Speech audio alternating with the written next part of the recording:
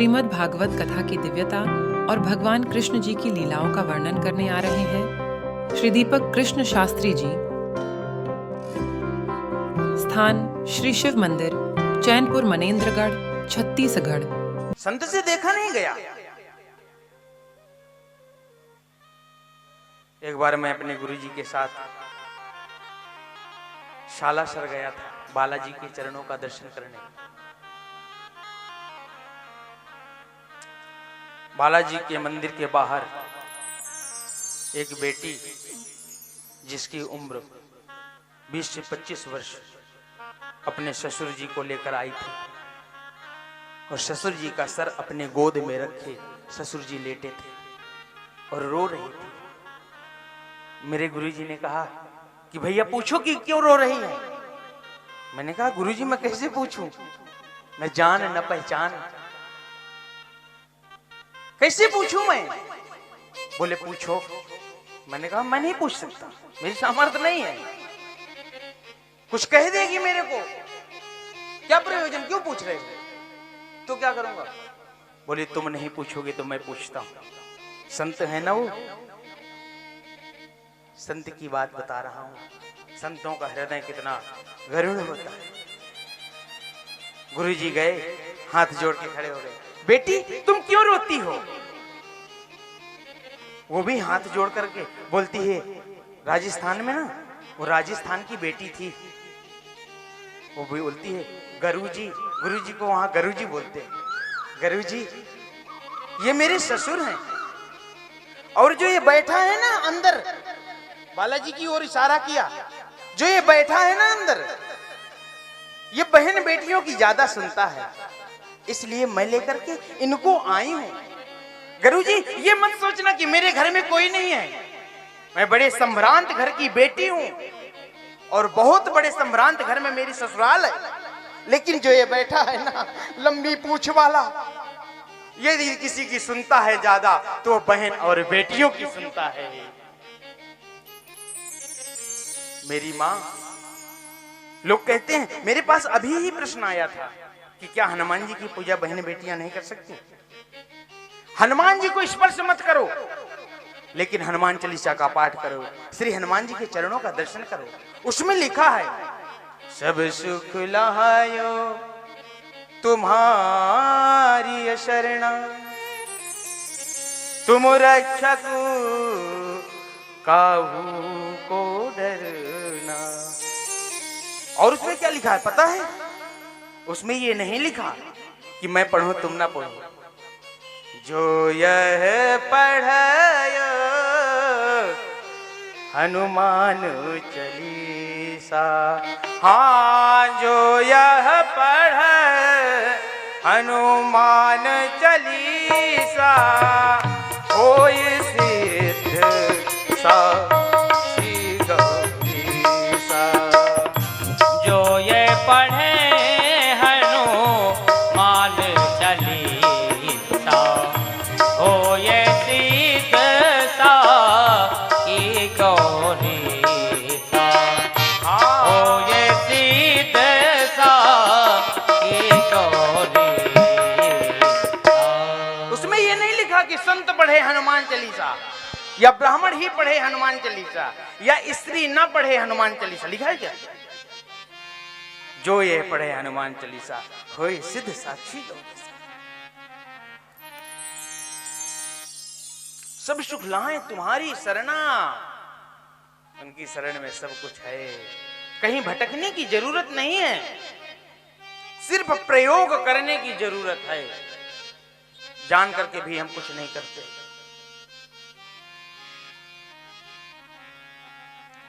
नारद जी कहते हैं मुझसे देखा नहीं गया, और मैं गया तो हाथ जोड़ करके खड़ी हो गई।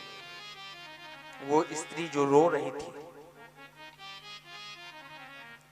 और नारद जी से कहती है मैं द्रविड़ देश में उत्पन्न हुई, कर्नाटक इत्यादि में चली गई। जो आपके सामने ये दो जर्जर अवस्था में दिख रहे हैं ना, ये मेरे दोनों पुत्र हैं। ज्ञान और वैराग्य, भक्ति तो प्राप्त हो गई, इतनी भक्ति प्राप्त हो गई चरम सीमा तक, लेकिन ज्ञान नहीं है। भक्ति लंगड़ी है, वैराग्य नहीं है, भक्ति अंधी है। बिना ज्ञान बिना वैराग्य के भक्ति शाश्वत हो ही नहीं सकती। ये दोनों मेरे पुत्र ज्ञान और वैराग्य जो है ना, ये जर्जर स्थिति में पड़े हैं। तो मैं वृंदावन आई तो मैं तो युवती हो गई, लेकिन मेरे पुत्र दोनों जर्जर की अवस्था में हैं। वृंदावनम परित्यज्य पादमेकम न गच्छति। वृंदावन को छोड़ करके भक्ति कहीं नहीं जाती। सज्जनों, नारद जी ने अपनी पूरी एड़ी से चोटी तक की ताकत लगा दिया। वेद वेदांत गीता पाठेर मुहुर्मुहु, बार बार गीता का पाठ किया। थोड़ा सा उठें, फिर से सुप्ता अवस्था पे लेट जाएं। नारद जी ने जगा नहीं पाया। नारद जी चिंतित हैं। आकाशवाणी हुई,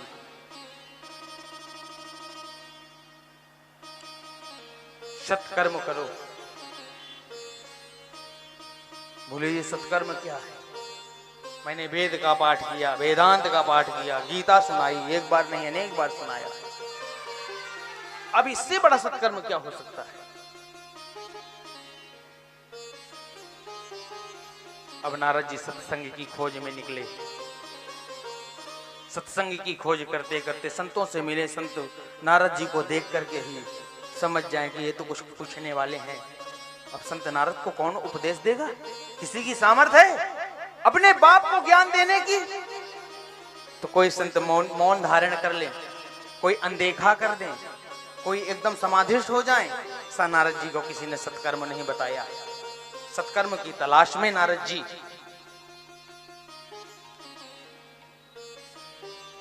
पहुंचे सनत कुमारों के पास। सनत कुमारों से प्रार्थना की, सत्कर्म क्या है? सनत कुमार कहते हैं, तुम्हें पता नहीं है सत्कर्म क्या है?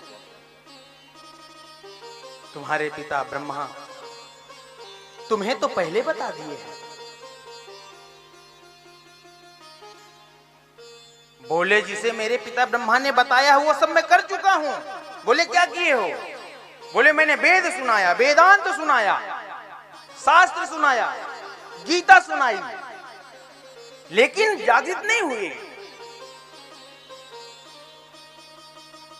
बोले तुमने भागवत नहीं सुनाई। यदि तुम भागवत सुनाए होते ना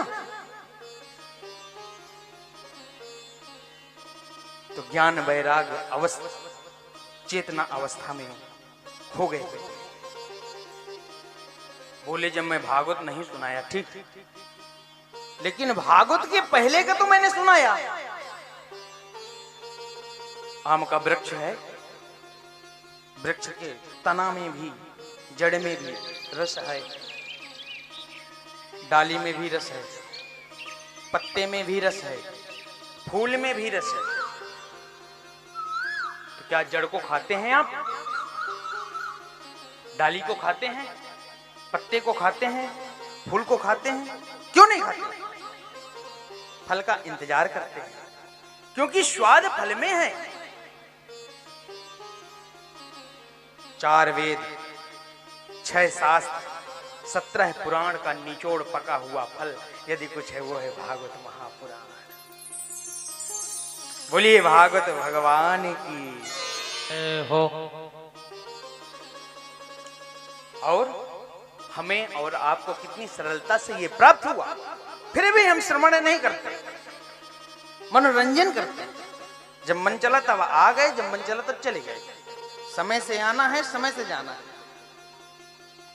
नहीं, नियमित अनुष्ठानिक रूप से बैठ करके श्रवण करो, उसका प्रत्यक्ष प्रमाण है। जो चाहो वो ले जाओ, पर मन क्रम वचन से श्रवण करो, तब नारद जी ने कहा कि चलो ठीक है, आपने कहा कि भागवत ये चीज है, ये सब कल की कथा मैं आपको सुना रहा हूं, अभी आज की कथा में तो गए नहीं। तो ये बताओ, कोई यदि अमलात्मा, कोई ज्ञानी, कोई मुनि, कोई ब्रह्म तत्व को जानने वाला इसको श्रवण करके मुक्त हुआ हो तो कोई बहुत बड़ी बात तो नहीं है।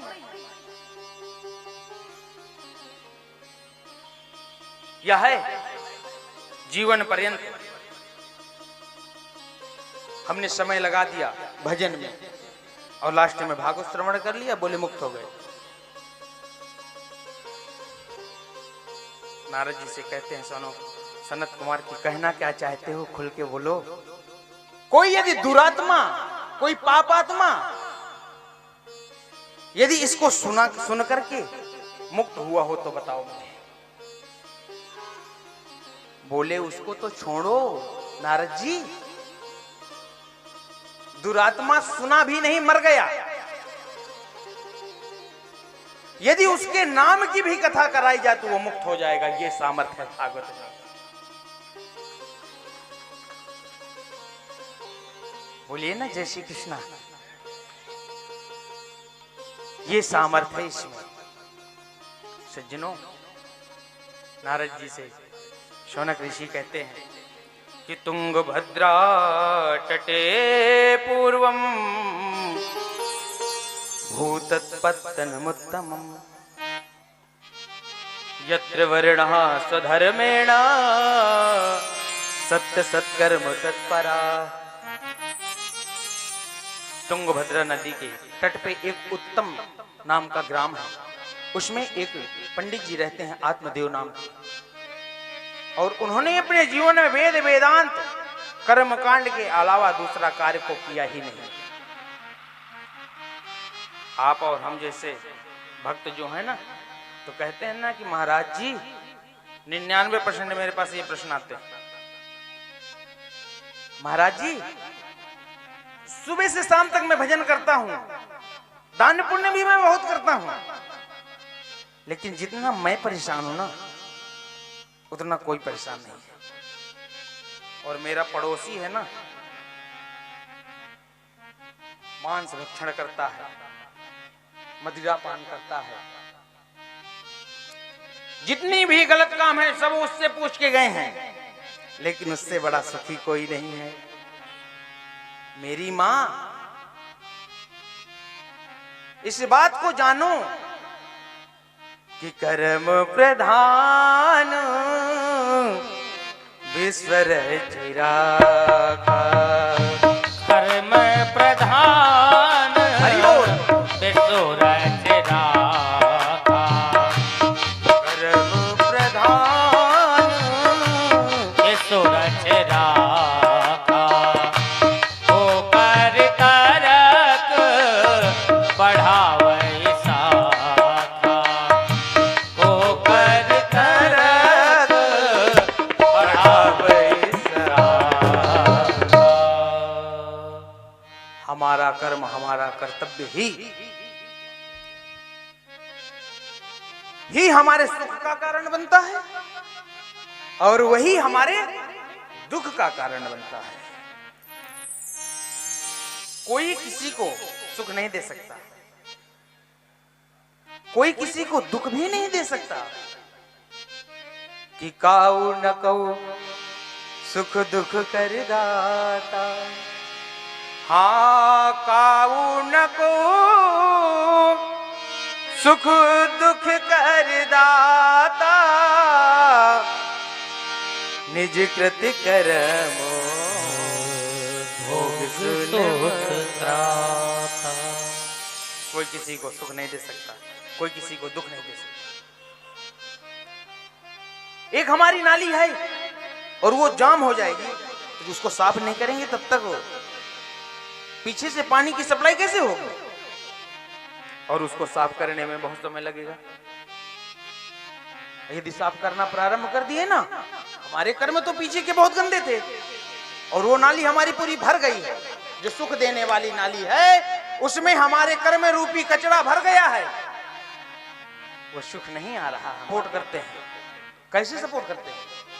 कि जितना कचरा है ना तो पीछे से और वो आगे की ओर करते हैं कि जितना जल्दी हो सके तो मेरे चरणों का दास है, जितने भी दुख हैं इसे तो फटाफट इसको प्राप्त हो जाए, फिर तो सुख ही सुख है।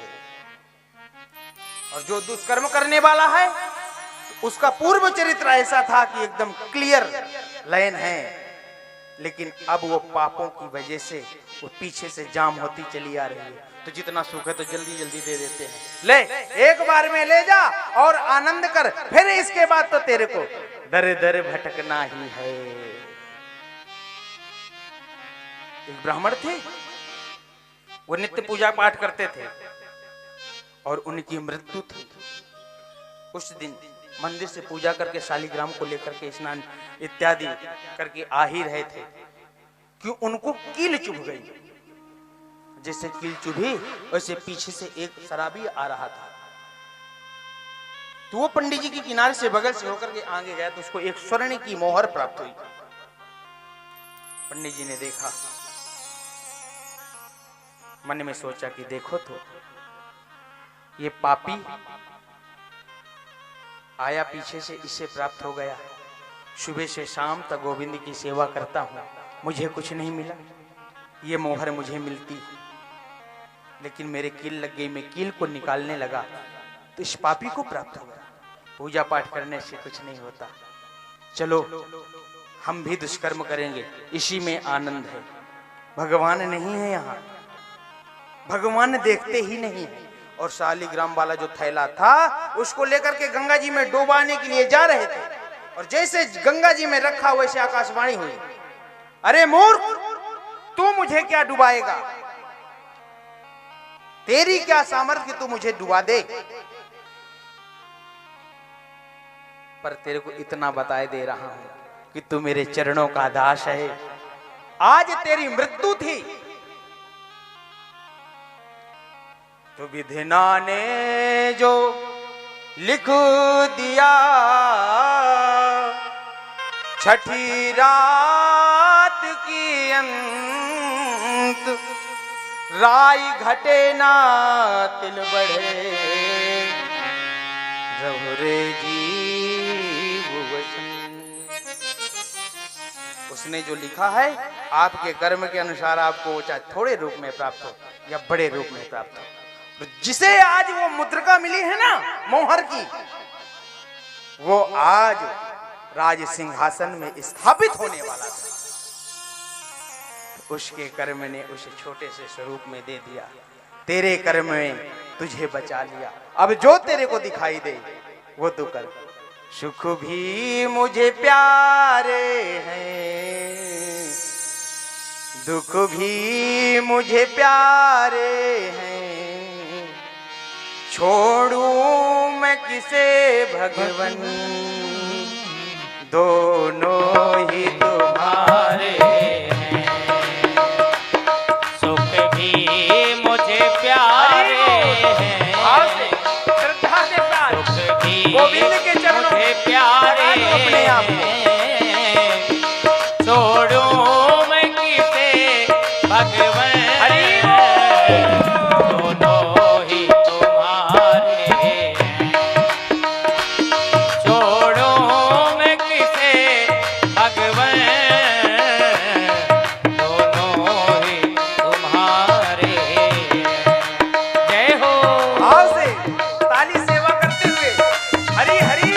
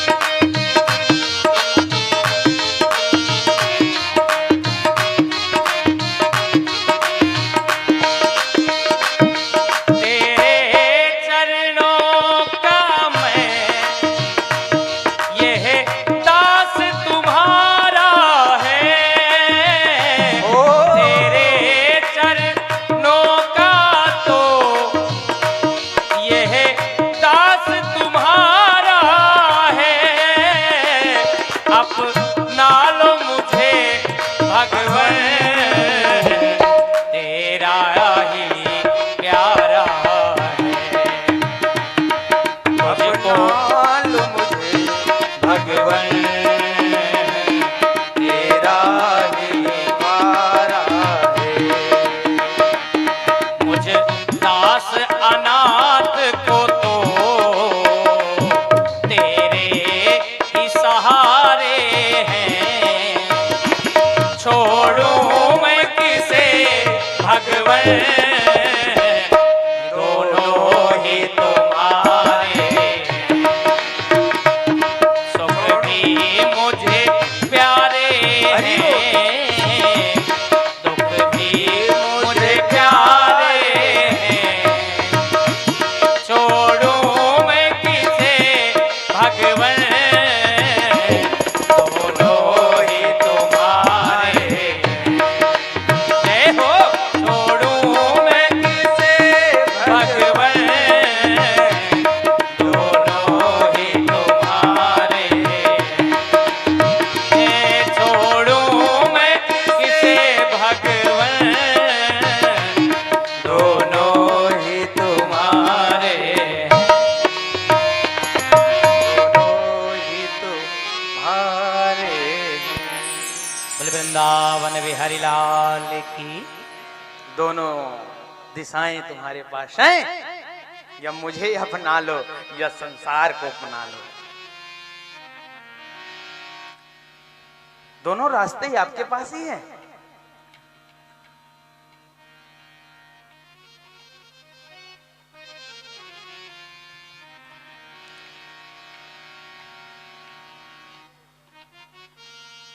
सज्जनों,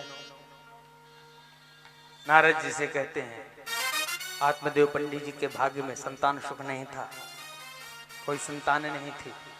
लोगों का ताना भी बहुत मिलने लगा। अब मैं स्पर्श करके पहुंचता हूं वहीं, और बन गए। संत कृपा हुई, फल प्राप्त हुआ। फल को लाए, पत्नी को दिए। जैसे पत्नी फल खाने की तैयारी में थी, वैसे ही बहन आ गई। बहन, तेरी उम्र भी बहुत हो गई है। पता है, गर्भ अवस्था में कभी कभी माँ की क्षति हो जाती है। और कहीं तेरे साथ ऐसा हुआ तो क्या करेंगे? तो क्या किया जाए? देखिए, परमात्मा की कितनी बड़ी कृपा। जिसके पास खाने के लिए है, उसके पास खाने वाला नहीं है। जिसके पास खाने के लिए नहीं है, उसके पास लाइन लगी है। बहन,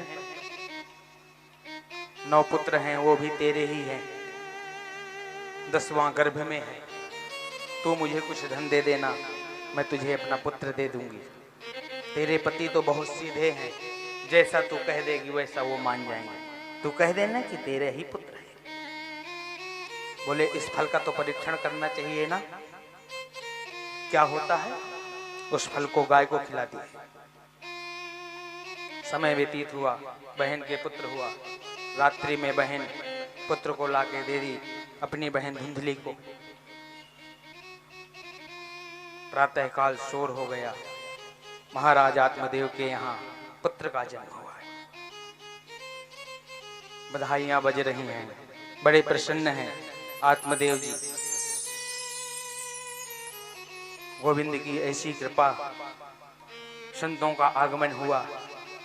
और जैसे संतों का आगमन हुआ, जिस गाय को फल खिलाए थे उस गाय के भी पुत्र का जन्म हुआ। और वो पुत्र कौन है?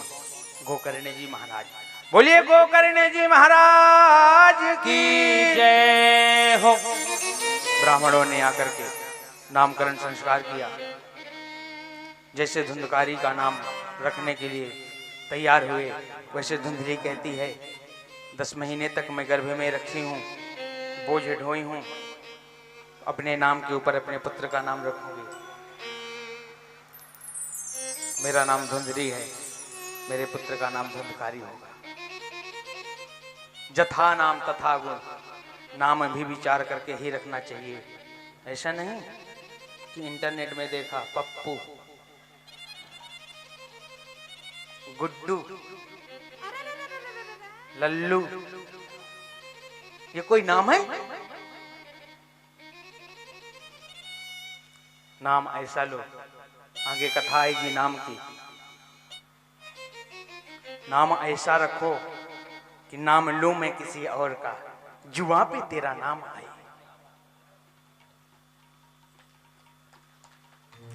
कि कबीरा मन निर्मल भयो, कबीरा मन निर्मल भयो, जैसे गंगा नीर, पीछे पीछे हरि फिरे, कहत कबीर कबीर।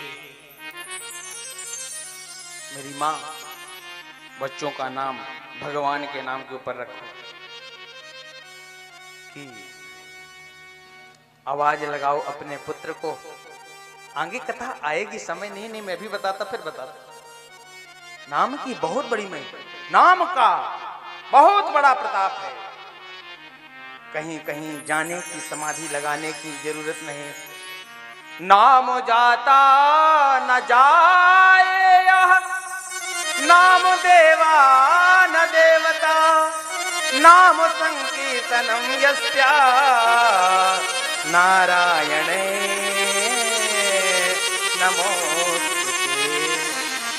सिर्फ और सिर्फ नाम की ही महिमा। कलौ की रेण भासितम, कलियुग के